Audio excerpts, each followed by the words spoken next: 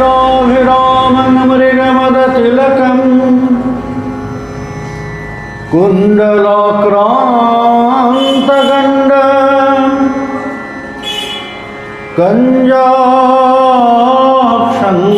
कञ्जाक्षङ्कमुकण्ठं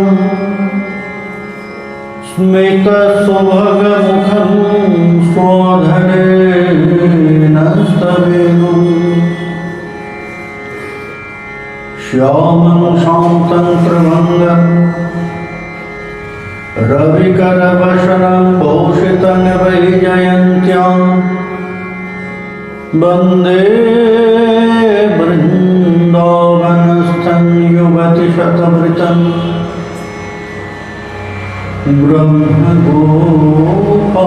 ब्रह्मगोपालवेशम् वंशाकल्पतरुभ्यश्च कृपासिन्धुभ्य एव च पतितानां पावनेभ्यो वैष्णवेभ्यो नमो नमः। नमः धर्माय महते नमः कृष्णाय वेधसे ब्राह्मणेभ्यो नमस्कृत्य धर्मान् वक्ष्य सनातनम् तुलसीकाननं यत्र यत्र पद्मवनानि च पुराणपठनं यत्र तत्र सन्निहितो हरिः नारायणं नमस्कृत्य नरं चैव नरोत्तमं देवीं सरस्वतीं व्यासं ततो जयमुदीरये।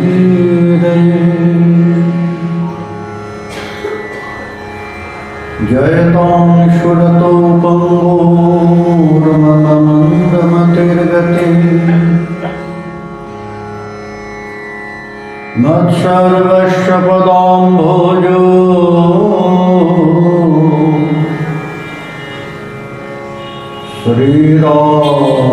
श्रीराममोहनो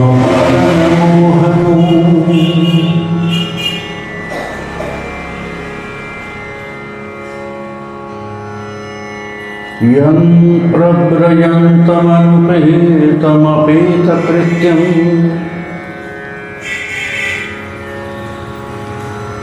दैपायन विरह कातराजुहाव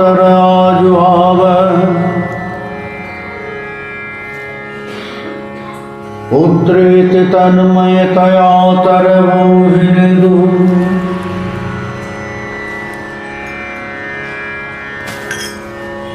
त्वं सर्वभूतविदं मुनिमानुतस्मिन् जय सनातन भक्त गुण श्रीजीव गोपाल भक्त वास्र गुण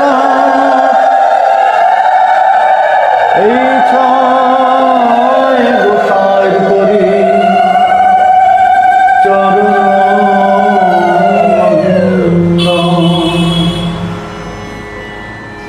जहाँ हईते विघ्न ना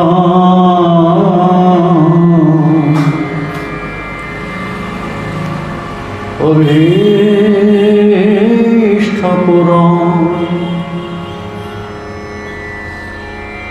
दग्धे तनुते भक्ति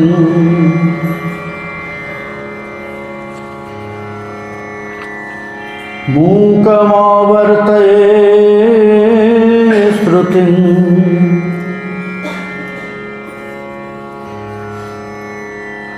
यत्कृपा त्वमहं वन्दे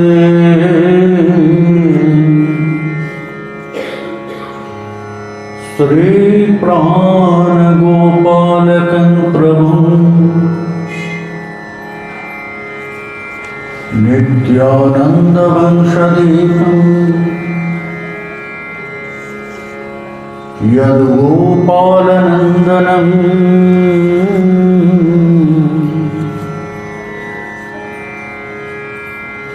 गौरप्रेम प्रचारकं वंदे मदन गोपालं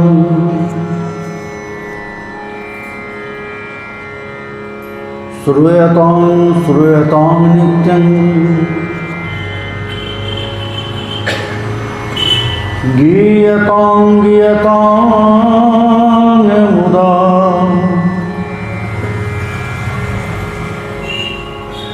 चिंततां भक्त्या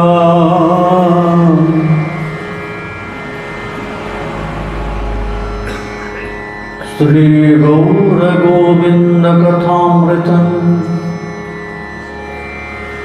मधुरं मधुरमेतं मंगलं मंगलानां सकलनिगमवल्लिषत्फलं चिद्स्वरूपं शक्रिदपि परिगीतं श्रद्धया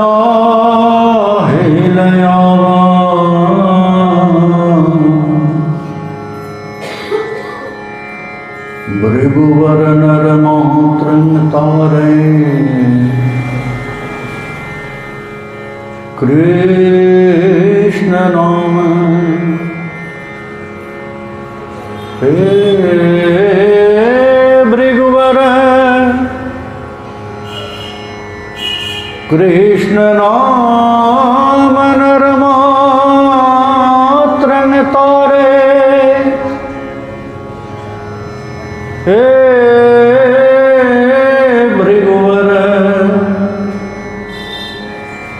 कृष्ण नाम नर मोत्रं तारे हे भृगुवर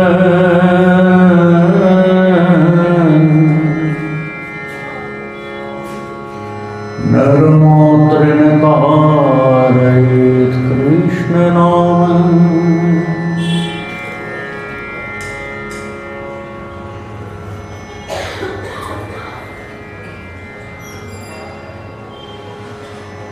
कृष्ण सेवा कमर्पणे क्रोध भक्त देशे जने लोभ साधु संगे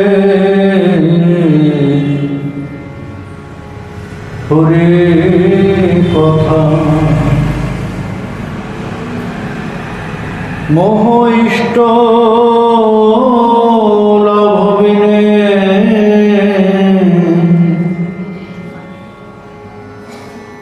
मद कृष्ण गुणगाने नियुक्त करिब यथा तथा अन्यथा स्वतंत्र काम अर्थादि जार धाम भक्ति पथे सदा देय भंग की बा करिते पारे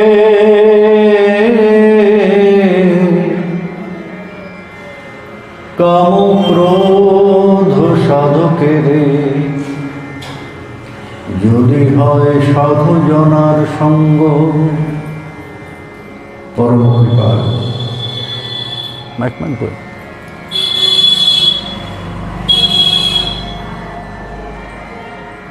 कलिजुग पावन अवतार श्री गौर नित्यानंद कृपा पुष्ट श्रील नरोत्तम दास ठाकुर महाशय আমাদের উপদেশ করছেন শ্রী শ্রী প্রেম ভক্তি চন্দ্রিকা কথা। আমাদের জীবনের কথা, যা আমাদের একান্ত প্রয়োজন, যার স্মরণ, যার মনন, যার অনুশীলন, অনুসরণ।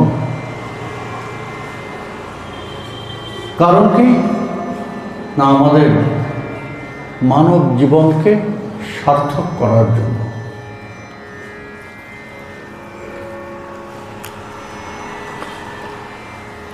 জন্ম নিয়ে যদি জীবনকে আমরা সফল না করতে পারি, তাহলে সেই জীবনটা ব্যর্থ।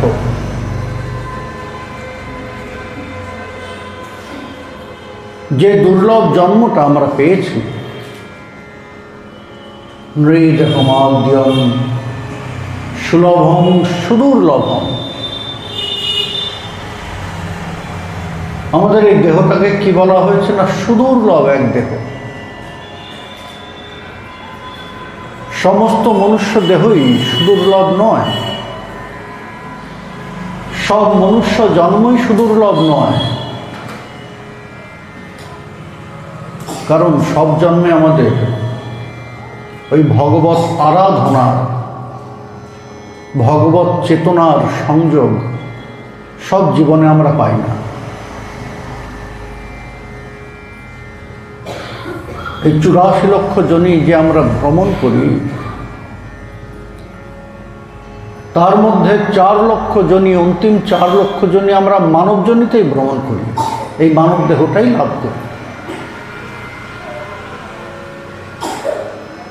তার মধ্যে কোন জন্মটাকে সুদুর্লভ বলা হয়েছে? যে দেহটা লাভ করার পরে আমাদের ভগবত আরাধনার ইচ্ছা জাগ্রত হয়, ভগবত আরাধনার সুযোগ আমরা লাভ করি। সঙ্গ প্রভাবে, ভক্ত কৃপায়, বৈষ্ণব কৃপায়, সাধু কৃপায়। সকলের তো এই স্বীকৃতি লাভ হয় না, এই কৃপাটা লাভ হয় না। যাদের এমন সুযোগ লাভ হলো, যাদের সাধু সঙ্গ হলো, যাদের সেই ভক্ত কৃপা লাভ হলো,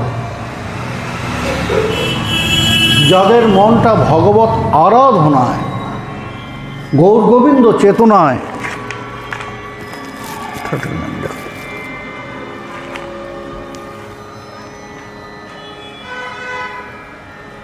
গৌর গোবিন্দ চেতনায় অনুপ্রাণিত হলো, সেই জীবনটাই সার্থক। এখন এর মধ্যে বিষয় আছে, আমরা সুযোগ লাভ করেও হারিয়ে ফেলি। আমাদের সেই সাধু সঙ্গ হয়, ভক্ত কৃপা লাভ হয়, গুরু কৃপা লাভ হয়, গুরু চরণাশ্রয় করি, কিন্তু তারপরেও ভগবত আরাধনায় নিজেদের সম্পূর্ণরূপে নিযুক্ত করি না। এখানে সম্পূর্ণরূপে বলতে সংসারের সব কিছু ফেলে দিয়ে শুধুমাত্র ওই মন্দিরে গিয়ে পূজা পাঠের মধ্যে বসে থাকা না। আমরা ঠাকুর ঘরে বসে যেটা করি সেটা একটা ছোট্ট অংশ মাত্র। সাধনা ওইটুকুর মধ্যে সীমাবদ্ধ নয়।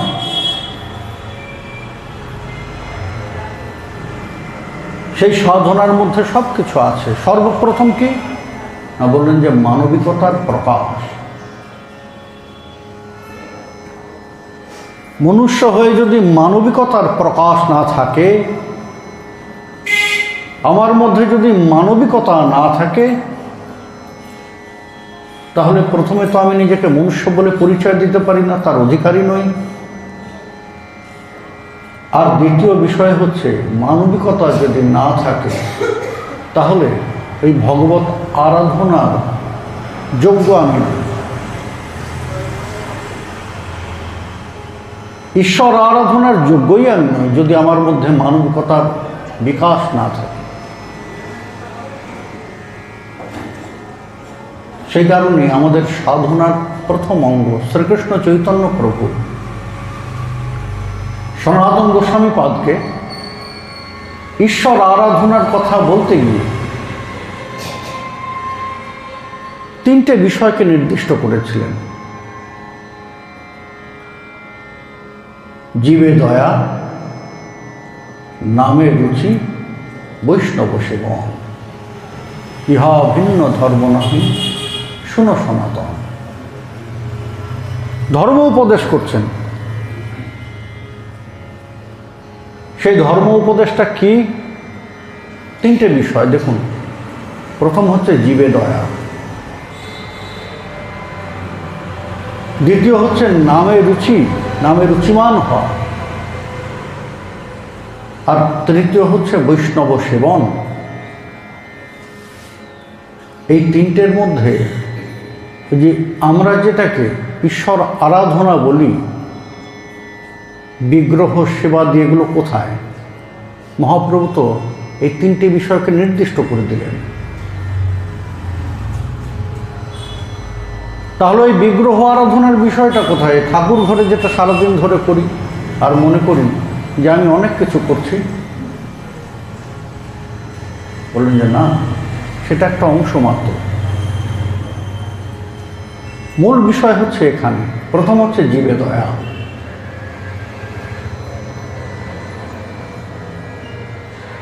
প্রতিটি জীবের প্রতি প্রেমভাব সম্পন্ন। শ্রীমদ্ ভগবদ গীতায় ভগবান অর্জুনকে জীব বিষয়ক চেতনা প্রদান করতে গিয়ে একটা কথা বলেছিলেন, সমূহং সর্বভূতেষু ন মে দৃশ্যস্তি ন প্রিয়।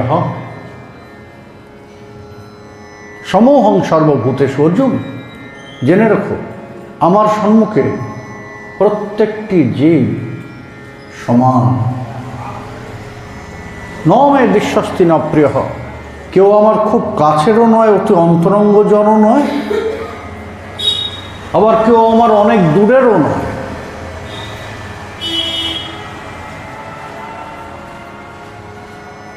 অর্থাৎ প্রতিটি জীব, এখানে শুধু মনুষ্যের কথা নয়। যদি তোমার ভালোবাসা দিতে হয়, যদি তোমার প্রেম দিতে হয়, তাহলে সেটা প্রতিটি জীবকেই দিতে হবে। যদি সেটা দিতে পারি তাহলে ওই জীবে দয়া, এই বিষয়টা সম্পূর্ণ হয়।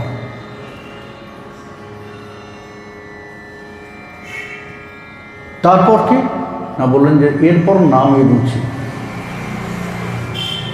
হরিনাম করছি, হাতে সারাদিন ওই হরিনামের মালাটা আছে, হাতটা মালার ভিতরে আছে, কিন্তু হরিনাম কতটুকু হচ্ছে? সত্যই কি হরিনাম হচ্ছে? কারণ আমরা ইচ্ছা করলেই তো এগুলো করতে পারি না। ভগবত আরাধনার বিষয় না। এই যে আমরা যে এত গর্ব করে বলি যে আমি এত নাম করছি, আমি রোজ এখানে প্রদক্ষিণ করি, এখানে পরিক্রমা করি, আমি রোজ এত সময় ধরে পূজা করি, এগুলো আমরা কিছু করি না। কৃষ্ণ নাম গুণাদি ন ভবেদ গ্রাহ্যেন্দ্রে, ভগবত বিষয়ক কিছু আমাদের এই প্রাকৃত ইন্দ্রিয় বা গ্রাহ্য বিষয় নয়। কারণ আমাদের এই দেহটা, প্রতিটি ইন্দ্রিয়, আমরা বলতে পারি না শুদ্ধ। সবার আগে তো আমাদের মনই শুদ্ধ নয়। কত রকমের কলুষতা আমাদের মনের মধ্যে সদা সর্বদা রয়েছে। আর মন যদি কলুষ থাকে তাহলে বাকি ইন্দ্রিয়গুলো তো তাকেই অনুসরণ করবে, তাই না? কারণ মনকে আমরা ইন্দ্রিয়ের রাজা বলি। রাজা যেমন হবে প্রজাও তেমনই হবে। রাজা যা বলবে প্রজাও তাই করবে। তা আমাদের মনটাই ঠিক নেই, চঞ্চলমতি, সুমন্দমতি, অর্থাৎ নিজের মন তো ভালো নাই, আরেকজনের মনকেও খারাপ করবে। কারো প্রবৃত্তি আছে, হ্যাঁ, নাম করব, ওই ঈশ্বর আরাধনার বিষয়ে নিজেকে যুক্ত করব, আর আমার মতিটা এত খারাপ আমি নিজে তো করিই না, তাকে আরে দূর, এখন কি হরিনাম করবো, ওগুলো বুড়োদের বিষয়।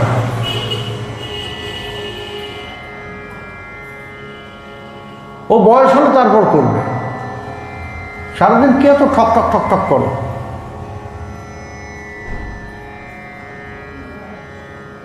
কিন্তু বুড়োদের বিষয় তো এটা নয়। বুড়ো কালে আপনি নতুন করে কিছু করতে পারবেন না, পারবেন? আপনাকে কোনো কিছু শিক্ষা নিতে গেলে ওই যুবক বয়স থেকে আরম্ভ করতে হবে। যুবক বয়স থেকে আরম্ভ করতে হবে, না হলে পারবেন না। কেন জানেন তো? আমাদের এই যে জীবন চক্রটা, আমাদের যে সমগ্র জীবনটা, মানব জীবনটা বড় বিচিত্র। পুরাণের একটা চমৎকার উপাখ্যান বলি আমাদের পরমায়ুটা নিয়ে। পুরাণের একটি উপাখ্যান। তা ভগবান সৃষ্টির পরে সমস্ত জীবকে পরমায়ু দান করলেন। পরমায়ু দান করে ভগবান সকলকে বুঝিয়ে দিলেন কার কি কর্তব্য না কর্তব্য।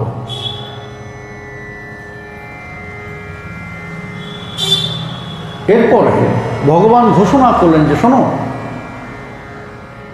আমার সৃষ্টির মধ্যে শ্রেষ্ঠ হচ্ছে মানুষ। সে কারণে মনুষ্যের উপর বিশেষ দায়িত্ব আমার অন্যান্য সমস্ত সৃষ্টিকে প্রতিপালন করা এবং রক্ষা করা। এটা মনুষ্যের দায়িত্ব। এই বলে ভগবান চলে গেলেন, অন্তর্হিত হলেন।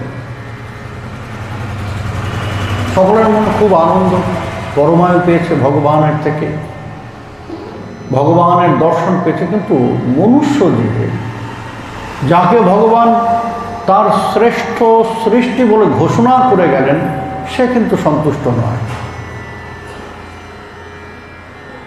সন্তুষ্ট না হওয়ার কারণ কি? না, ভগবান নিজে বলে দিলেন যে আমি শ্রেষ্ঠ, অথচ পরমায়ু দেওয়ার সময় ওই সকলের মতো আমাকেও একই পরমায়ু দিলেন। তার উপরে ঘাড়ের মধ্যে এত বড় দায়িত্ব যে আমার অন্যান্য সমস্ত সৃষ্টিকে রক্ষা করতে হবে, প্রতিপালন করতে হবে। কি করে করবো এইটুকু পরমায়ু নিয়ে? সকলে আনন্দ করছে, কিন্তু তার মনে আনন্দ নেই, চুপচাপ বসে আছে। বুঝলেন? এক গাছতলায় বিমর্ষ হয়ে বসে আছে। তা এমন সময় সেই পথ দিয়ে একটা শূকর, বরাহ, সে যাচ্ছিল। সে দূর থেকে মানুষকে দেখেছে, দেখে তার আশ্চর্য লেগেছে। আরে সকলে এত আনন্দ করছে, এর মনে আনন্দ নেই কেন? দেখি গিয়ে জিজ্ঞাসা করেছে, কি ব্যাপার ভাই, সকলে এত আনন্দ করছে, তোমাকে এমন দুঃখী মনে হচ্ছে কেন? মানব তার মনের দুঃখের কথা বলেছে যে ভাই, ভগবান তো আমাকে শ্রেষ্ঠ বললেন,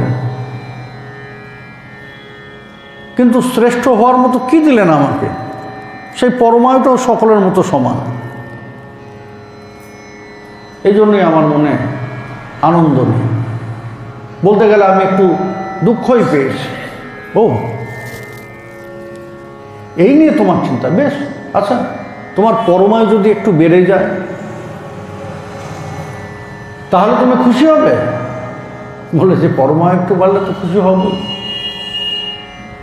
শুকর নিজের পরমায়ু থেকে কিছুটা পরমায়ু মনুষ্যকে দিল, বলে যে ঠিক আছে, শোনো, ভগবান আমাকে অনেক পরমায়ু দিয়েছে, এত পরমায়ু আমার দরকার নেই, আমার এই পরিমাণ পরমায়ুটা তোমাকে দিলাম। মানব পরমায়ুর সঙ্গে শুকরের পরমায়ু যুক্ত হল, তখন সন্তুষ্ট নয়, তখনও অমন বিমর্ষ হয়ে বসে আছে। ঠিক একইভাবে এক গর্ধব গাধা মনুষ্যকে দেখল, আরে এর মনে আনন্দ নেই কেন? একই প্রশ্ন, আর উত্তরও একই, যে আমার মনে সন্তুষ্টি নেই, কারণ আমার পরমায়ু অল্প। গাধা করলেন কি, ও নিজের পরমায়ু থেকে কিছুটা দিল, বলে যে এবার খুশি? বলে একটু ভালো লাগছে। সম্পূর্ণ সন্তুষ্ট তখনও নয়, একটু ভালো লাগছে। মানব পরমায়ুর সঙ্গে তাহলে শুয়োরের পরমায়ু, এরপর গাধার পরমায়ু যুক্ত হল। কিন্তু ফুল স্যাটিসফ্যাকশন তখনও আসেনি। তা শেষে এক শকুন আকাশে উঠতে উঠতে মানবকে দেখেছে, কাছে এসে বসে জিজ্ঞাসা করছে, কী ব্যাপার ভাই, তুমি সন্তুষ্ট নও? বলে যে না। কেন? পরমায়ু কম।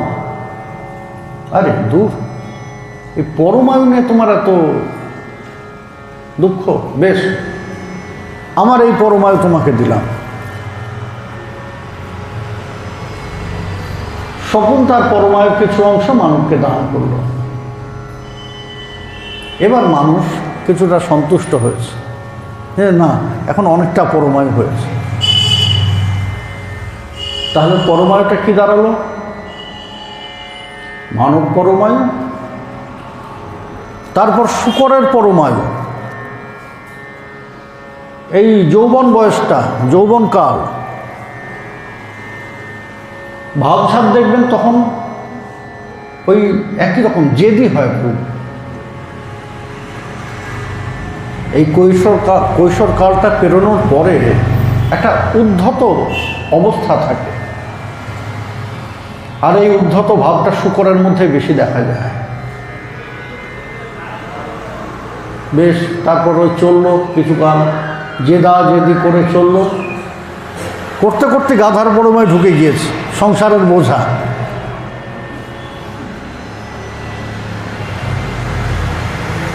এই শুয়োরের পরমায়ু যেতে না যেতেই গাধার পরমায়ু ঢুকে গিয়েছে সংসারের বোঝা।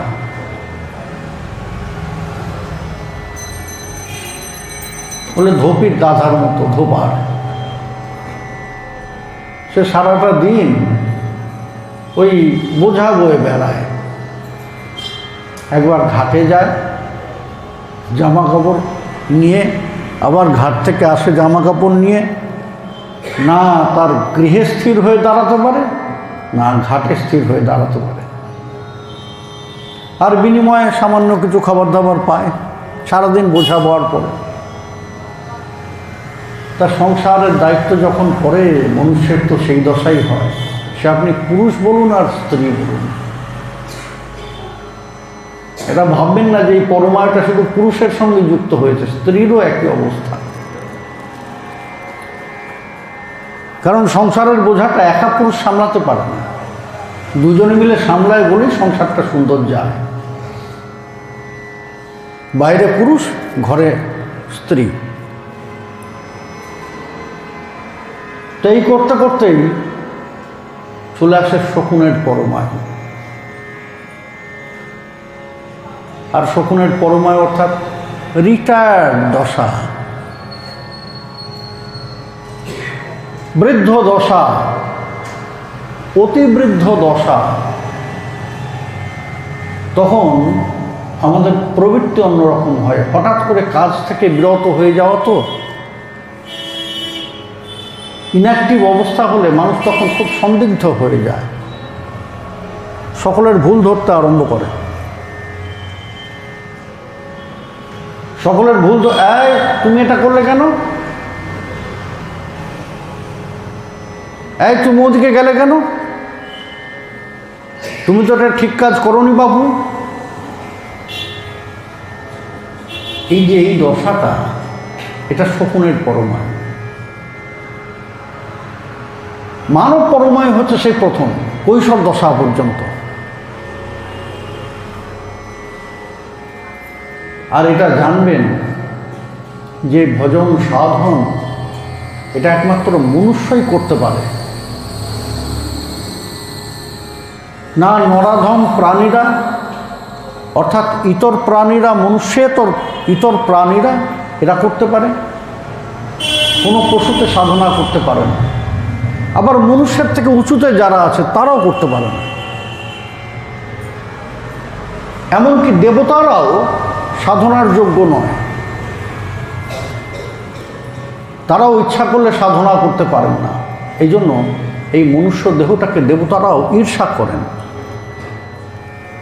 তারা বলেন, আহা তোমাদের কি সৌভাগ্য, মুকুন্দ সেবার উপযোগী দেহটা তোমরা লাভ করেছ।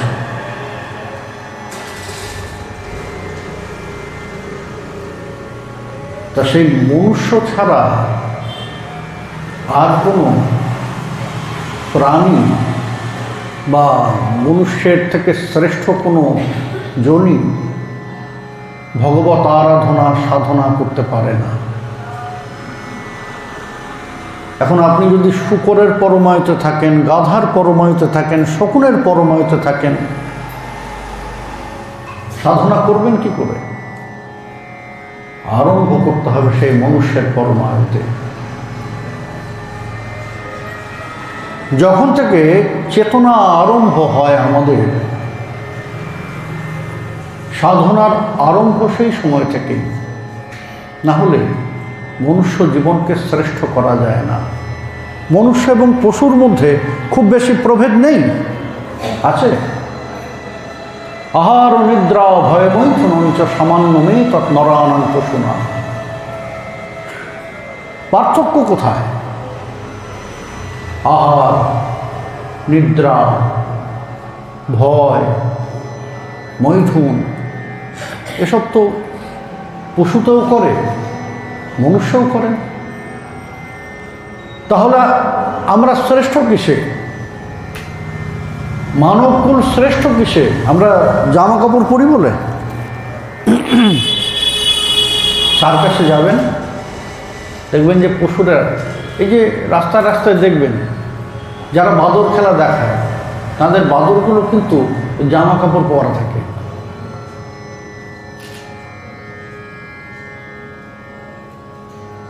তাদের পশুগুলো জামা কাপড় পরা থাকে না?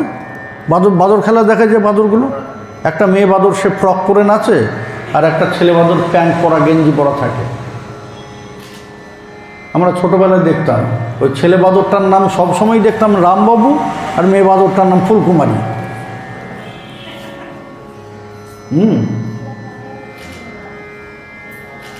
তা আমাদের মধ্যে যদি ভগবত চেতনা, ভগবত আরাধনার প্রবৃত্তি না থাকে, জানবেন আমরাও রামবাবু আর ফুলকুমারী।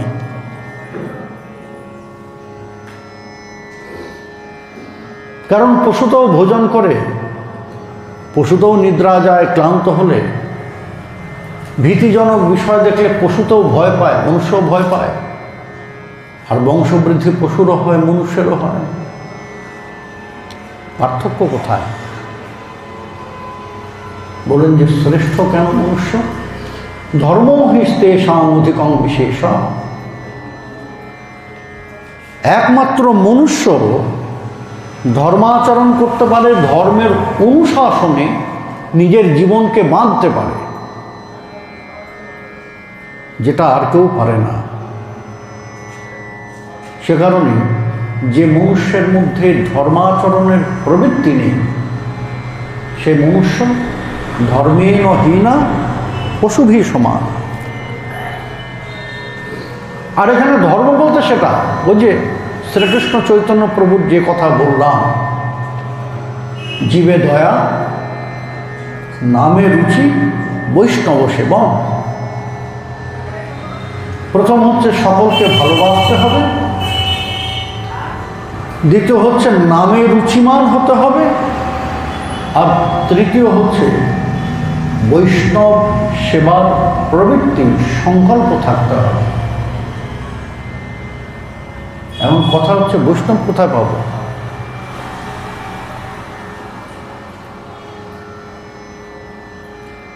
বৈষ্ণব কোথায় পাবো? শুধু বৈষ্ণব সেবা করতে হবে। কে বৈষ্ণব? আমি যদি বলি আমি বৈষ্ণব, তাহলে সবার আগে প্রমাণ দেবো যে আমি বৈষ্ণব না। যেই আমি বলবো যে আমি বৈষ্ণব, সঙ্গে সঙ্গে বোঝা যাবে যে আমার মধ্যে এই বৈষ্ণব ভাবের অহংকার আছে। আর যার মধ্যে এই অহংকার আছে সে তো বৈষ্ণব হতেই পারে না। যে নমনীয় নয় সে বৈষ্ণব হবে কি করে? তাহলে বৈষ্ণব কোথায়? বলেন যে বৈষ্ণব খুঁজতে হবে না তো, প্রত্যেকে বৈষ্ণব। জীবে সম্মান দিবে জানি কৃষ্ণ অধিষ্ঠান। প্রতিটি জীবের মধ্যেই ভগবানের অবস্থান আছে, আছে না? আমার মধ্যে আছে, আপনার মধ্যে আছে, আপনার মধ্যে আছে, আপনাদের মধ্যে আছে। তাহলে শ্রীবিষ্ণু, শ্রীহরি, শ্রীকৃষ্ণ যেখানে অবস্থান করেন সেটাই তো বৈষ্ণব ক্ষেত্র।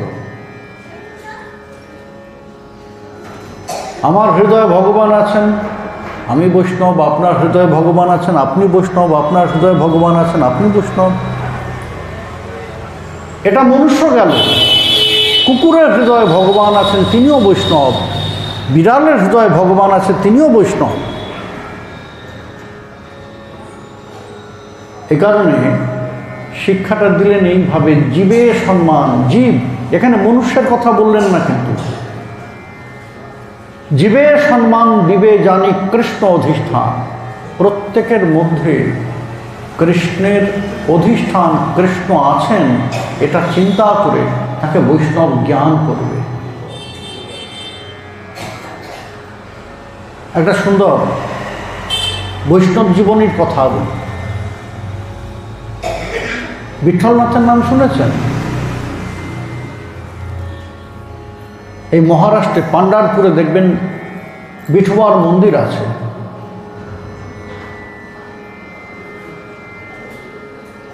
তার নাম হচ্ছে বিঠলনাথ। সে ভগবানের কোমরে হাত দিয়ে দাঁড়িয়ে আছেন এইভাবে, তিনি হচ্ছেন বিঠলনাথ। তাই বিঠলনাথের শ্রেষ্ঠ এক ভক্ত, পরম বৈষ্ণব, ব্রহ্মচর্যাশ্রমী, সন্ন্যাসী নন, কিন্তু ওই বিবাহাদিও করেন।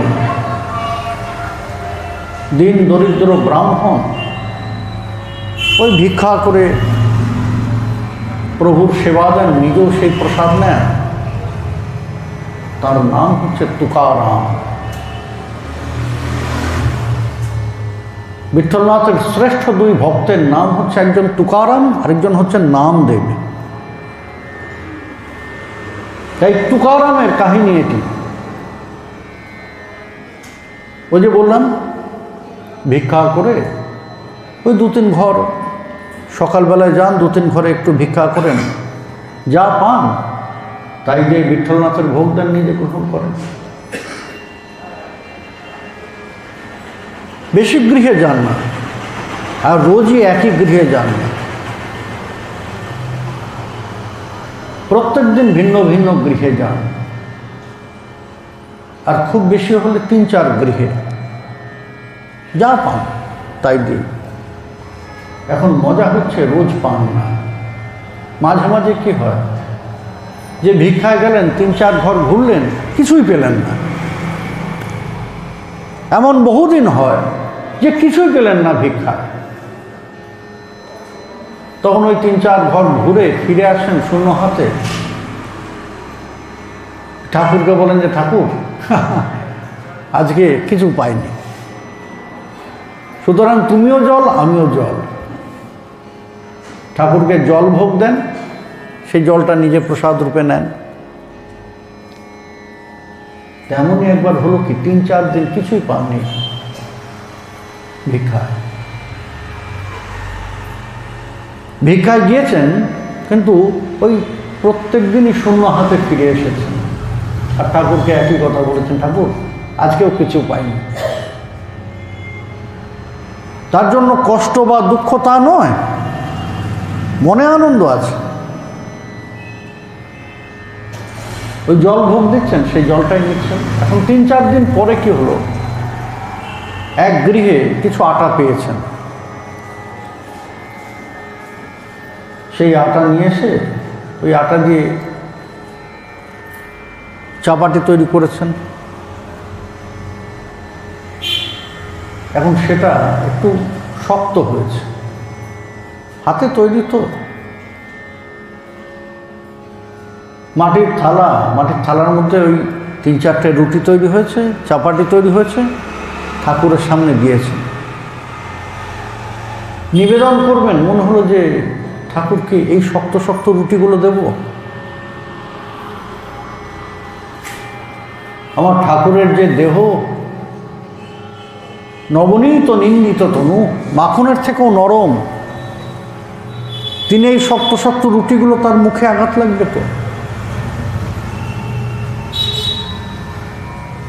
ঠাকুর একটু অপেক্ষা করো, আমি দেখি আমার কোনো প্রতিবেশী ভাই বোনের কাছে একটু ঘি পাই কিনা, তোমার ওই রুটির মধ্যে মাখিয়ে দিলে রুটিগুলো একটু নরম হবে।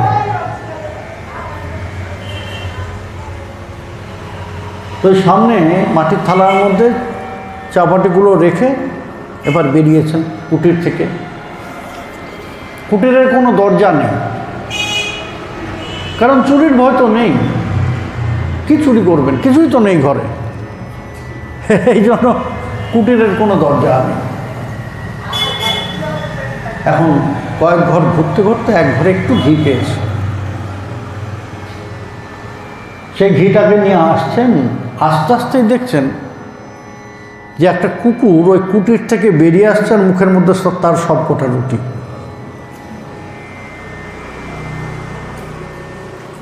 আর দেখেই ওই কুকুরটাকে ধরার জন্য দৌড়েছেন। 3-4 দিন পরে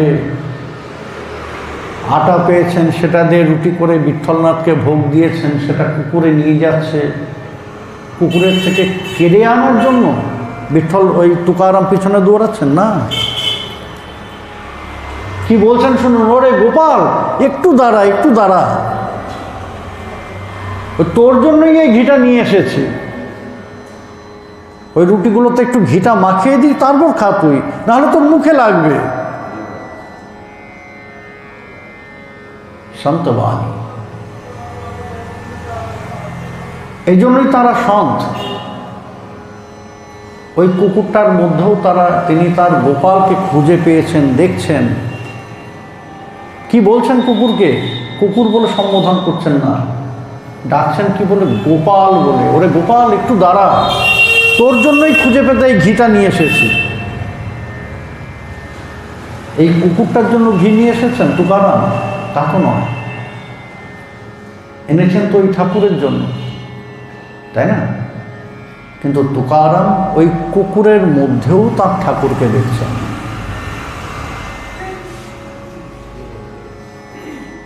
এটা হচ্ছে আমাদের জীবনের শিক্ষা। আমরা এগুলো অধ্যয়ন করি, এই জীবনীগুলো অধ্যয়ন করি, শুনি সেই জীবনী কথা, কিন্তু শিক্ষা তো নেই না, তাই না? আমাদের ধারে কাছে কুকুর এলে আমরা লাঠি মেরে তাড়াই, বলেন না। জীবে সম্মান দিবে জানি কৃষ্ণ অধিষ্ঠান। এই বলে প্রতিটি জীবের সেবার সংকল্প, সেবার ব্রত হৃদয়ের মধ্যে আমাদের ধারণ করতে হবে। এই চিন্তা করে যখন একটা কুকুরকেও ভোজন করাবো, সেটা বৈষ্ণব সেবা হবে। এই শ্রীধাম নবদ্বীপে যারা গেছেন নিশ্চয়ই সমাজবাড়ি দর্শন করেছেন। দর্শন করেছেন না? এই সমাজবাড়িকে প্রতিষ্ঠা করেছেন জানেন? দাদামশাই রাধারমণ চরণ দাস দেবী। তা তিনি প্রত্যেক দিন ভোরবেলায় নবদ্বীপ পরিক্রমা করতেন। তার সাথে ওই তাঁর একান্ত শিষ্য রামদাস বাবাজি মহারাজ থাকতেন, সখী মা থাকতেন কখনো কখনো। একদিন এমন প্রভাতে পরিক্রমা করছেন, হরিনাম করতে করতে পিছনে রামদাস দেখলেন এক বিয়েবাড়ির বাইরে, বিয়েবাড়ির সমস্ত উচ্ছিষ্ট পাতাগুলো বাইরে ফেলেছে, তারা রাস্তায় ফেলেছে, আর সেখানে কিছু কুকুর মারামারি করে সে উচ্ছিষ্ট পাতাগুলো থেকে যা পড়ে আছে সেগুলো খাচ্ছে। বড় কষ্ট হলো তাঁর। বলেন যে এই সামান্য ভোজনের জন্য এত মারপিট করছে, যে না, এদের আমি পরিবেশন করে নিমন্ত্রণ করে ভোজন করাবো। বড় সুন্দর, এটা ইতিহাস, এটা কোনো গল্প নয়। সেই স্থান এখনো আছে নবদ্বীপে, সেই স্থানটি এখনো আছে চরণ দাস দেবের। তা তিনি সংকল্প নিলেন যে কুকুরকে প্রসাদ পাওয়াবেন, এবং সাধারণভাবে নয়, যেমনভাবে ওই সকলকে নিমন্ত্রণ করে একেবারে ওই পাত পেরে ভোজন করানো হয়, আসন টাসন দিয়ে, তেমনভাবে ভোজন করাবে। এটা সংকল্প নিয়েছেন। তার যারা অনুসারী ওই পরিক্রমা সেরে ফিরে এসে বললেন যে শোনো, আমি কুকুর মহোৎসবের সংকল্প নিয়েছি। বলে কুকুর মহোৎসব? বলে হ্যাঁ, আমি ধামের সমস্ত কুকুরকে নিমন্ত্রণ করে ভোজন করাবো। এখন যাদের বললেন তারা অনুসারী, বাবাজি মহারাজকে ভালোবাসেন। এখন মনে মনে ভাবছেন যে বাবাজি মহারাজ কি পাগল হলেন, কিন্তু মুখের উপর বলার সাহস নেই কিছু। বলে যে বাবাজি মহারাজ যে কি সম্ভব, তারা কি বুঝবেন? আপনি যে বলছেন যে নিমন্ত্রণ করবেন, নিমন্ত্রণ করে এনে ভোজন করাবেন, নিমন্ত্রণ কি ওই কুকুরে, রাস্তার কুকুরেরা বুঝবে? বলে তুমি যদি বুঝতে পারো, তারা কেন বুঝবে না? তোমাকে নিমন্ত্রণ করলে, মন থেকে নিমন্ত্রণ করলে তুমি যদি বুঝতে পারো, তাহলে তারা কেন বুঝবে না? তারাও বুঝবে। দিন স্থির হলো। এক সপ্তাহ পরে এখন নবদ্বীপে সারা পড়ে গিয়েছে যে বাবাজি মহারাজ কুকুর মহোৎসব করতে চলেছেন। প্রত্যেক দিন সকালবেলায় বাবাজি মহারাজ কি করেন না, ওই রামদাস বাবাজি মহারাজকে সাথে নিয়ে পথে পথে ঘোরেন, যেখানে কুকুর দেখেন প্রণাম করেন, প্রণাম করে হাত জোর করে বলেন যে এই দিনে আপনার সেখানে রাধারমণের প্রসাদের আমন্ত্রণ জানাচ্ছি, আপনি অবশ্যই যাবেন। কিন্তু প্রণাম করে এইভাবে নিমন্ত্রণ করছেন, যেতেই হবে। আমন্ত্রণ নয়, নিমন্ত্রণ। আমন্ত্রণ আর নিমন্ত্রণ এক জিনিস নয়। কিন্তু আমন্ত্রণ কোনটা? আপনি আসতেও পারেন, নাও আসতে পারেন। হ্যাঁ, আমি আপনাকে আমন্ত্রণ করছি, অর্থাৎ চয়েসটা আপনার। এলেও অসুবিধা নেই, না এলেও ক্ষতি নেই কোনো, কিন্তু নিমন্ত্রণ নিশ্চিত রূপে আসতেই হবে। কিন্তু তা বাবাজি মহারাজ বলছেন অবশ্যই আসবেন, কিন্তু আপনারা প্রণাম করছেন, কুকুরদের প্রণাম করে তাকে নিমন্ত্রণ করছেন। এবার উক্ত দিনে যেদিন মহোৎসব, সেদিন যথাসময়ে ভোগ হয়েছে। শিষ্যরা বলছে যে বাবা তাহলে সব প্রসাদগুলো একসঙ্গে মিশিয়ে ফেলি, কারণ কুকুরদের ভোজন। কেন? তোমরা যখন প্রসাদ পাও তোমাদের কি সব কিছু মিশে দেই নাকি আমি? বলে সে কি? বলে আসন করো, পঙ্গত বসা। বলে কুকুরেরা বসবে? বলে অবশ্যই বসবে।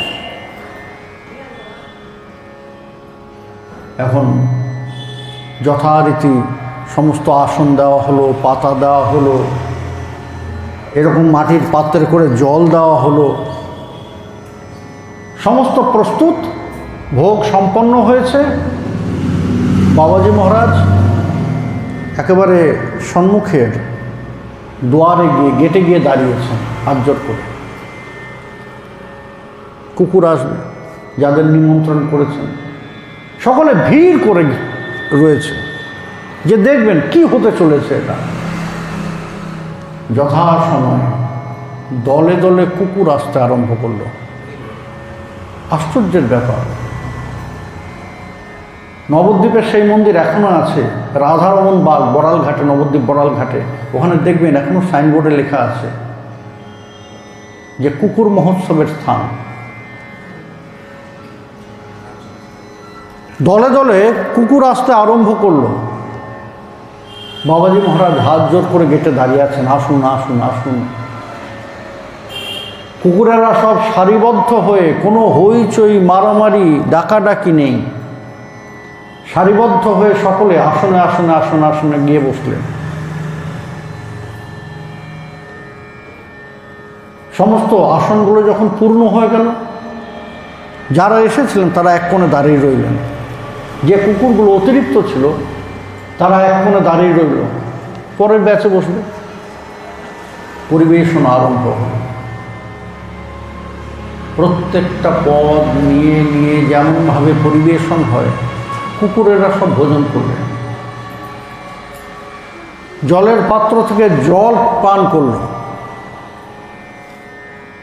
এবং তাদের মুখ ধোয়ার ব্যবস্থাও রেখেছিলেন বাবাজি মহারাজ।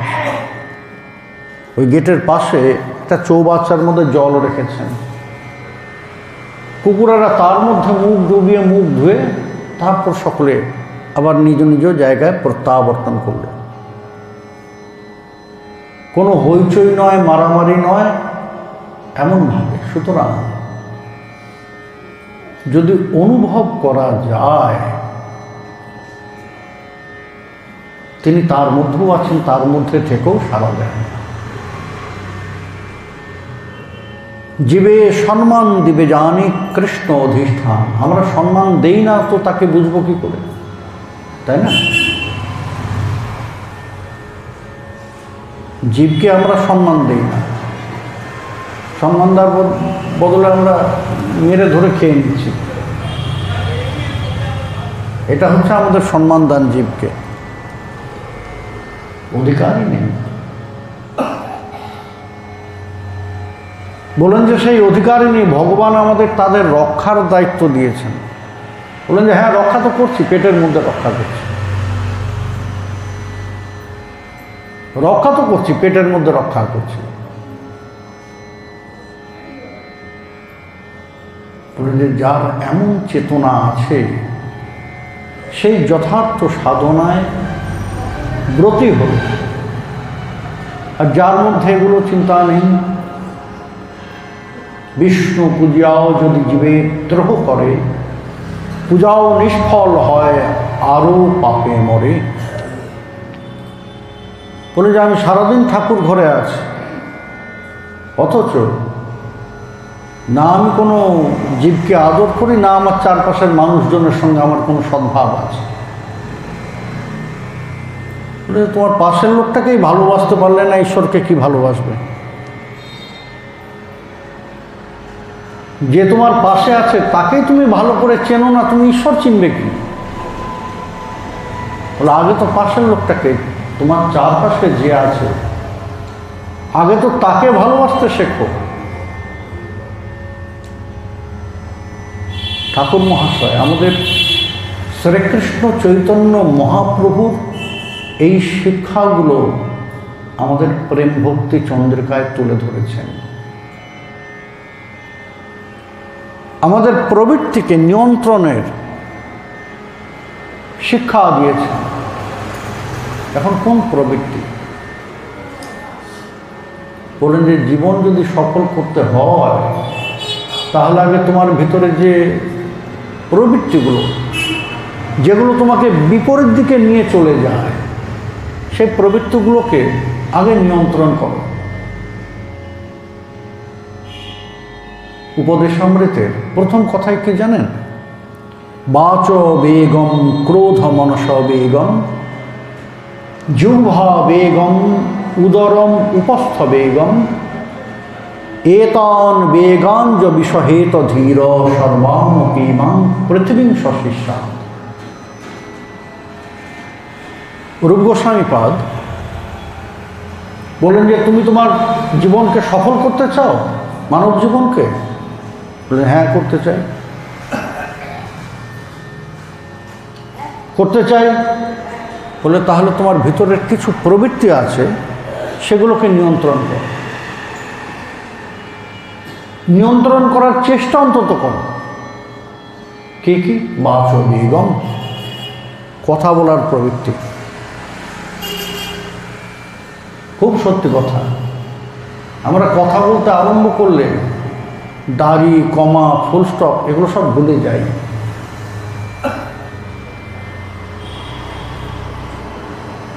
কখন আরম্ভ করতে হয়, কোথায় গিয়ে শেষ করতে হয়, কোথায় বিশ্রাম নিতে হয়, আমাদের অধিকাংশই আমরা জানি না। কার সাথে, কোথায়, কিভাবে, কি ধরনের কথা বলতে হয়, কিভাবে বলতে হয়, আমাদের অধিকাংশেরই সেই শিক্ষা নেই, তাই না? বলেন যে কিছু শব্দের প্রকাশ মুখ দিয়ে করলে সেটা কথা বলা হয়ে যায় না। নীতঞ্চ সারঞ্চ বচৌহি বাগ্মিতা, কথার অর্থ থাকতে হবে। যদি আপনার কথা কোনো অর্থ না থাকে তাহলে সেই কথাটা ব্যর্থ, অর্থাৎ কিছুটা এনার্জি আপনি লস করবেন। বললেন যে ওটাকে নিয়ন্ত্রণ করার চেষ্টা করুন। বাচ বেগম, বাক্যবেগকে। এরপর ক্রোধ, ক্রোধকে নিয়ন্ত্রণ করার চেষ্টা করলেন। বলে যে এই শক্তিটাকে যতদূর সম্ভব সঞ্চয় করে রাখুন। যেখানে সেখানে যখন তখন ক্রোধের প্রকাশ করতে নেই। এতে কি হয় না, সেই শক্তিটা মূল্যায়ন কমে যায়। যে লোকটা গম্ভীর, রাশভারী, তাকে আমরা খুব বুঝে চলি, সম্মান দিই, না এ রাশভারী লোক। কিন্তু যে লোকটা কথায় কথায় রেগে যায়,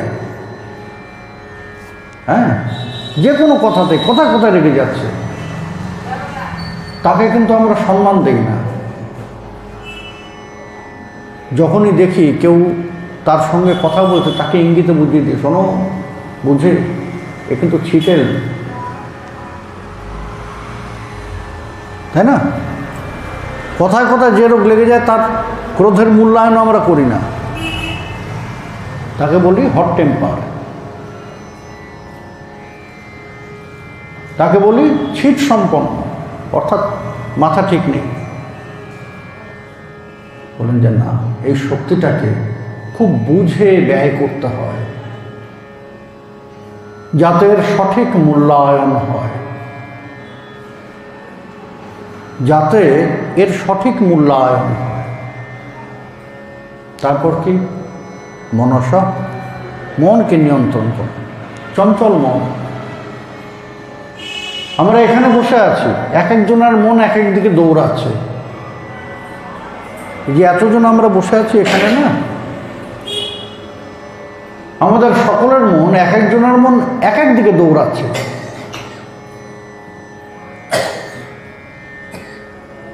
কেউ বাড়ির চিন্তা করছে, কেউ অন্য চিন্তা করছে, কেউ ঘোরার চিন্তা করছে, নানা রকমের চিন্তা। অর্থাৎ স্থির করতে পারি না। মন স্থির নয়, বলি যে একে স্থির করার চেষ্টা করো। তোমার কর্মকে যদি সার্থক করতে চাও, সফল করতে চাও, তাহলে আগে মনকে স্থির করার চেষ্টা করো। যতদূর সম্ভব তার চাঞ্চল্যকে কমাও। সম্পূর্ণ স্থির একমাত্র ভগবত কৃপাতে হয়, কিন্তু আমরা চেষ্টা করলে তার চাঞ্চল্য, তার দৌড় কিছু হলেও নিয়ন্ত্রণ করতে পারি। এরপর কি বললেন? জিহ্বাবে এবং খাদ্যবস্তুর প্রতি লিপ্সা, লোভ। অর্থাৎ ভোজন করুন, ভোজনের রসটাকে আস্বাদন করুন, কিন্তু পেটুক হয়ে যাবেন না। কাউকে আমরা বেশি ভোজন করলেই তাকে আমরা পেটুক বলি না, কিন্তু কাউকে বলি ভোজন রসিক আর কাউকে বলি পেটুক। ভোজন রসিককে না, যিনি আস্বাদন করে করে তাড়িয়ে তাড়িয়ে ভোজন করেন। বাহ, চমৎকার হয়েছে তো এটা। হ্যাঁ, এর মধ্যে কি দিয়েছে বলো তো? কেমনভাবে এটা রান্না করেছে একটু বলো তো? যে যেন রসিক মানুষ, সে এমনভাবে আস্বাদন করতে করতে ভোজন করে না। যে যেন পেটুক আমার মতো, দে বাবা নীলকণ্ঠ, সব একসঙ্গে দে, যাবে তো সব এক জায়গাতেই।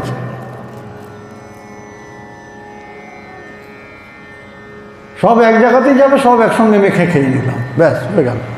বললেন না, এটা ভোজন রসিক নয়, পেটুক। এটা কি খাদ্যবস্তুর প্রতি লোভ। কেউ বাঁচার জন্য ভোজন করে আর কেউ খাওয়ার জন্য বাঁচে। বোঝেন ব্যাপারটা? কেউ বাঁচার জন্য খায় আর কেউ খাওয়ার জন্যই বাঁচে। দুটো ব্যবধান আছে। কেউ খাওয়ার জন্যই বেঁচে থাকে, সমস্ত খাদ্যবস্তুর প্রতি তার অনুসন্ধান আছে, ওখানে এইটা ভালো, সেখানে ওইটা ভালো। হ্যাঁ, ছুটলো, সুযোগ পেলেই ছুটলো সেখানে। কী ব্যাপার, কোথায় আছো? আরে ওখানে ল্যাংচাটা খুব ভালো, জানো, যাই ল্যাংচা খেয়ে আসে। ওখানে এইটা খুব ভালো, সে ছুটলো খেতে। জিহ্বাবে এবং, বলে এই লোভটাকে সংযত করা প্রয়োজন। আর লোভ যদি সংযত না করা যায়, এই লোভ দেখিয়ে আমাদের দুর্বল স্থান তো এটা, খাদ্যবস্তুর প্রতি লোভ। এই লোভ দেখিয়ে ভোজন করিয়ে অনেক কাজ করিয়ে নেবে, সর্বনাশও হয়। মজার কথা বলি শুনুন। বাংলাদেশ থেকে এই আমাদের উৎসবে এসছে আমাদের গুরু ভাইরা। উৎসব শেষে তারা সকলে এখন বৃন্দাবনে যাবে। ট্রেনে উঠেছে, তা ট্রেনে ওঠার আগেই পিতাপ্রভু তখনও বর্তমান ছিলেন। পিতাপ্রভু সচেতন করলেন, শোন বাবা, ট্রেনে খুব সাবধান থাকবি। এখানে কিন্তু রাতে যখন ঘুমাবি, লং জার্নি তো, রাতে যখন ঘুমাবি মালপত্র নামিয়ে নিয়ে নেয়। খুব চুরি ছিনতাই হয়। সকলের সঙ্গে বেশি কথা বলার দরকার নেই, কথা বলবি নিজেদের মধ্যেই কথা বলবি, বাইরের লোকের সঙ্গে বেশি ঘনিষ্ঠতা করার দরকার নেই। আর রাতে ঘুমাবি যে মরার মতো ঘুমাবি না, সচেতন থাকবি। বলে না বাবা, ও আপনি চিন্তা করবেন না। তারা ট্রেনে উঠেছে, যে তাদের নেতা সে বলেছে, শোনো, যেসব লাগেজের মধ্যে ডলার টলার আছে সেই লাগেজগুলো আমার সিটের নিচে দাও, কারণ তোমরা ঘুমিয়ে কাদা হয়ে যাবে, কখন মালপত্র নামিয়ে নিয়ে যাবে তোমরা টেরও পাবে না। এখন তার সিটের নিচে, সামনের সিটের নিচে দিয়ে দিয়েছে, সে সচেতন থাকবে।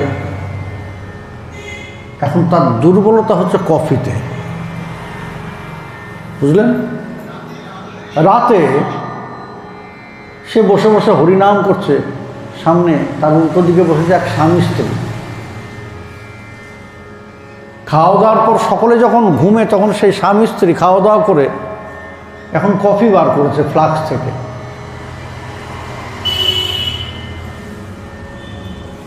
কফি বার করেছে, এখন কফি দেখেই ওই তার দুর্বলতা কফিতে, কফি খুব ভালোবাসে, দেখে তাকিয়ে আছে, কফি খাচ্ছে, কফির গন্ধ নাকে আসছে, হরিনাম থেমে গিয়েছে, বুঝলেন? এমন দুর্বলতা কফিতে, তাকিয়ে আছে। স্বামী স্ত্রী বুঝতে পেরেছে, দাদা আসুন না, কফি নিন না একটু। বলে না না থাক, গুরুদেবের কথা মনে পড়েছে, বাইরের লোকের সঙ্গে বেশি ঘনিষ্ঠতা করিস না। কিন্তু ওই যে দুর্বলতা, জিহ্বা সংযম নেই। দু তিনবার বলো, আচ্ছা ঠিক আছে দিন। কে জানবে ওই কফির মধ্যে ঘুমের ওষুধ মেশান।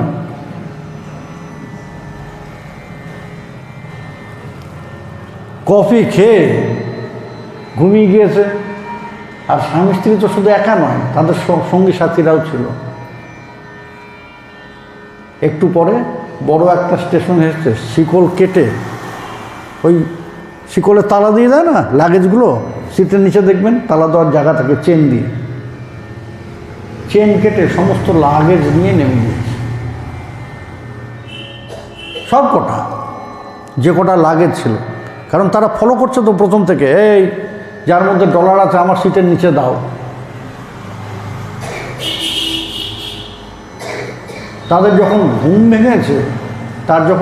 ভেঙেছে, তখন অনেক বেলা। উঠেই দেখছে সমস্ত সিটের তলা খালি। বলে আরে আমার লাগেজ কোথায়? বলে কোনগুলো আপনার লাগেজ? অন্যান্য যে যাত্রীরা ছিল বলে কোনগুলো আপনার লাগেজ? কেন এই যে এই সিটের নিচে, ওই সিটের নিচে। বলে ওই যে স্বামী স্ত্রী ছিল আপনার উল্টো দিকে, ওরাই তো সব নামিয়ে নিয়ে গেল দেখলাম। আমরা ভাবলাম যে ওদের লাগেজ, তাই আমরা কিছু বললাম না, কারণ আমরা তো প্রথমে দেখিনি এগুলো আপনার লাগেজ, আমরা পরে উঠেছি ট্রেনে, তারা সব নামিয়ে নিয়ে গেল। জিহ্বা বেগম, জিহ্বা সংযত না হলে কফি খাইয়ে মালপত্র চুরি করে নেবে। আমাদের জীবনেও হয় এই জিনিসটা। এটা তো ট্রেনের ঘটনা, আমাদের জীবনেও এমন অনেক কফি খাওয়ানোর লোক আসে, আর কফি খাইয়ে আমাদের অনেক সম্পদ চুরি করে নেয়। সেগুলো কি? আমাদের ওই আরাধনার চেতনা, ভগবত চেতনা, ভগবত বুদ্ধি, এই সমস্ত সম্পদগুলোকে এমন জাগতিক কিছু যাত্রী আছে যারা কফি খাইয়ে চুরি করে নেয়। সুতরাং জিহ্বা বেগম, আর কি উদরম উপস্থ বেগম, বলেন যে ক্ষুধার তাড়নাকে জয় করতে হবে আর কামবেগকে জয় করতে হবে।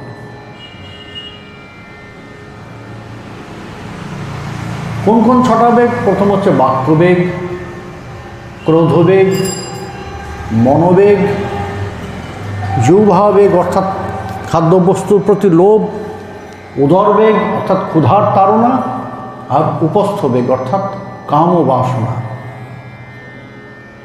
বলেন যে এই 6টা বেগকে নিয়ন্ত্রণ করা একান্ত জরুরি। এখন প্রশ্ন হলো, যারে এগুলো তো নিয়ন্ত্রণ করব, পাবো কি?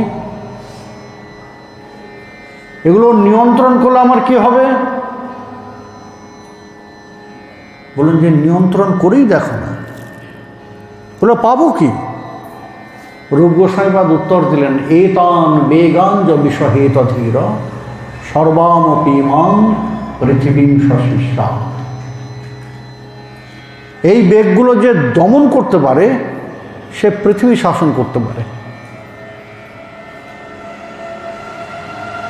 এখন ঘটনা হচ্ছে, এই বেগগুলো যে দমন করতে পারে, সে ইন্দ্রিয়জয়ী পুরুষ হয়ে যায়। তার আর সামান্য তুচ্ছ বস্তুতে কোনো স্পৃহা থাকে না। ইন্দ্রিয়জয়ী পুরুষ যে, তার সামান্য বস্তুতে কোনো স্পৃহা থাকে না। এই শ্রীমদ্ ভাগবতে একজনের কাহিনী আছে, যিনি এমন ইন্দ্রিয়জয়ী হয়েছিলেন, কে জানেন? ধ্রুব মহাশয়। এই যে আকাশের ধ্রুব তারা দেখি না, এই ধ্রুব মহাশয় মহারাজ উত্তানপাদের পুত্র। তিনি ঈশ্বর আরাধনার জন্য বনে গেলেন। প্রথমে ফলমূল আর জল ভোজন করে ঈশ্বর আরাধনা করতেন, তারপর ফলাহার ত্যাগ করলেন। ওই গাছ থেকে যে পাতা খসে পড়ত, সেই পাতাটা ভোজন করতেন আর জল পান করতেন। দেখলেন যে না, এ তো সময় নষ্ট হচ্ছে আমার, ওই পাতা ভোজন করাটা সে ছেড়ে দিলেন, শুধু জল পান। কিছুদিন সাধনা করতে করতে দেখলেন যে না, এই জল পান করতে গেলেও তো আমার সময় চলে যাচ্ছে, অনেক সময় নষ্ট হচ্ছে। জল পান ত্যাগ করলেন, শুধু বায়ুভোগ, নিঃশ্বাস প্রশ্বাস, সম্পূর্ণ অনাহার, নিঃশ্বাস প্রশ্বাসের উপর আছেন আর শ্রীহরির সাধনা করছেন। সাধনা করতে করতে বন্ধনটা এত তীব্র হয়েছে, মনে করলেন যে না, নিঃশ্বাস নিতে গেল মাঝে মাঝে আমার মন বিচলিত হয়ে যাচ্ছে, মন প্রভুর থেকে সরে যাচ্ছে, দরকার নেই। 15 দিনে একবার নিঃশ্বাস নেওয়া আরম্ভ করলেন। 15 দিনে একবার শ্বাস প্রশ্বাসের ক্রিয়া করলেন, একবার। এরপর সেটাও ত্যাগ করলেন। সম্পূর্ণ বায়ুকে নিজের মধ্যে নিয়ে বন্ধ করে দিয়েছেন শ্বাস প্রশ্বাস, কুম্ভক। আর ভগবান তার এই তীব্র সাধনা, প্রথমে ওই যে বাক্যবেগ দমন করেছেন, শুধু শ্রী হরিনামকে আশ্রয় করেছেন, শুধু প্রভুকে ডাকছেন। ক্রোধবেগ তো দমন করেছেনই, ক্রোধের প্রকাশ করার কোনো বস্তু নেই, ব্যক্তি নেই, ক্রোধ নেই, ক্রোধ নিয়ন্ত্রিত। মনকে দমন করেছেন, মনকে সম্পূর্ণ কেন্দ্রীভূত করেছেন প্রভুতে। ক্ষুধাকে জয় করেছেন, জিহ্বাবেগ। লোভ, খাদ্যবস্তুর প্রতি লোভকে জয় করেছেন, ক্ষুধার তাড়নাকে জয় করেছেন, সব কিছু ত্যাগ করেছেন। আর শেষে উপস্থবেগ, সেটা তো প্রথম থেকেই নিয়ন্ত্রণ, অর্থাৎ ইন্দ্রিয়জয়ী হয়ে গিয়েছেন। ভগবান দর্শন দিলেন, দর্শন দিয়ে বললেন যে কি চাও?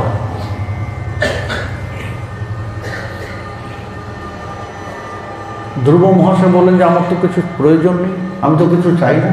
বলে সে কি, এমন তীব্র সাধনা করেছো, কিছু প্রয়োজন নেই? বলে না। কত কিছু দিতে চাইলেন ভগবান। বলে স্বর্গলোকের অধিপতি করে দেই? বলে না, প্রয়োজন নেই। বেশ, ত্রিলোক তোমাকে দিলাম, স্বর্গ, মর্ত, পাতাল, তারও দরকার নেই। যত যত ভগবত কৃপা হতে পারে সব একটার পর একটা বলতে আরম্ভ করলেন ভগবান। আর ধ্রুব মহাশয় বললেন যে না, তৎসাক্ষাৎ করুণা আহ্লাদ বিশুদ্ধাব্দি স্থিতস্বামী সুখানি গোষ্পদায়ন্তে ব্রহ্মণ্যোপি জগৎগুরু। তুমি যা যা আমাকে দিতে চাইছো সব কিছু আমার কাছে তুচ্ছ মনে হচ্ছে, এর থেকে অনেক শ্রেষ্ঠ বস্তু আমি পেয়ে গিয়েছি। তোমার করুণামৃত সিন্ধুর তীরে দাঁড়িয়ে আছি আমি, আর এখন এই করুণামৃত সিন্ধুকে লাভ করে, তোমার দর্শন লাভ করে আমার মনে হচ্ছে আমি সব পেয়ে গেছি, আর আমার কিছুর প্রয়োজন নেই। ভগবান বললেন যে বেশ, তাহলে আমার ইচ্ছা থেকে আমি তোমাকে কিছু করে দেই। ধ্রুবলোকের সৃষ্টি করলেন, চতুর্দশ ভুবনের বাইরে, ভগবানের সৃষ্টির বাইরে এক নতুন সৃষ্টি করলেন ধ্রুবলোক। বললেন যে তুমি সদা সর্বদা আমার নিকটে থাকবে এই ধ্রুবলোকে। অর্থাৎ ইন্দ্রিয়জয়ী পুরুষ হয়ে গেলে তার আর সামান্য ওই পৃথিবী শাসনের মতো তুচ্ছ বিষয়ে আর কোনো প্রবৃত্তি থাকে না, ইচ্ছা থাকে না। তার থেকে অনেক শ্রেষ্ঠ বস্তুর বিষয়ে তার তৃষ্ণা জাগ্রত হয়। এখন এমনভাবে নিজেদের প্রস্তুত করতে গেলে কি করতে হবে? শাস্ত্র বলছেন যে আমাদের রিপু জয় করতে হয়। ষড়রিপু আছে না আমাদের? মহাপ্রভুর পূর্বে যে যে শাস্ত্র বিস্তারিত ওই ব্যাখ্যা করা হয়েছে, সেখানে বলা হয়েছে কি না, এই রিপুকে জয় করতে হবে। কাম, ক্রোধ, লোভ, মোহ, মদ, মাৎসর্য, এই ষড়রিপুকে জয় না করলে কিছু হবে না। কিন্তু মহাপ্রভুর পরে এই চিন্তাধারা কিন্তু সম্পূর্ণ পরিবর্তিত হয়ে গেল। ঠাকুর মহাশয় বললেন যে না না, ষড়রিপুকে ধ্বংস করলে চলবে না, কারণ এরা না থাকলে তুমি কৃষ্ণ ভজনও করতে পারবে না, ভগবত আরাধনাও করতে পারবে না। এখন ষড়রিপু আমরা জানি এরা আমাদের শত্রু, তাই না? তাহলে ঠাকুর মহাশয় এমন কথা কেন বলছেন যে এরা না থাকলে তুমি কৃষ্ণ ভজনও করতে পারবে না, ভগবত আরাধনাও করতে পারবে না? বিষয়টা কি সত্যি? এরা আমাদের ভগবত আরাধনায় সত্যি সাহায্য করে? কি সাহায্য করে, কিভাবে? তাহলে এই ষড়রিপুকে নিয়ে আমরা কি করব? ঠাকুর মহাশয় বলছেন যে এদের যদি নষ্ট করে ফেলো, এই কাম, ক্রোধ, লোভ, মোহ, মদ, এরা যদি তোমার ভিতরে না থাকে, তাহলে তোমার ওই সঠিকভাবে ভগবত আরাধনা, ভগবত সাধনাও করতে পারবে না। কেন বললেন ঠাকুর মহাশয় এই কথা?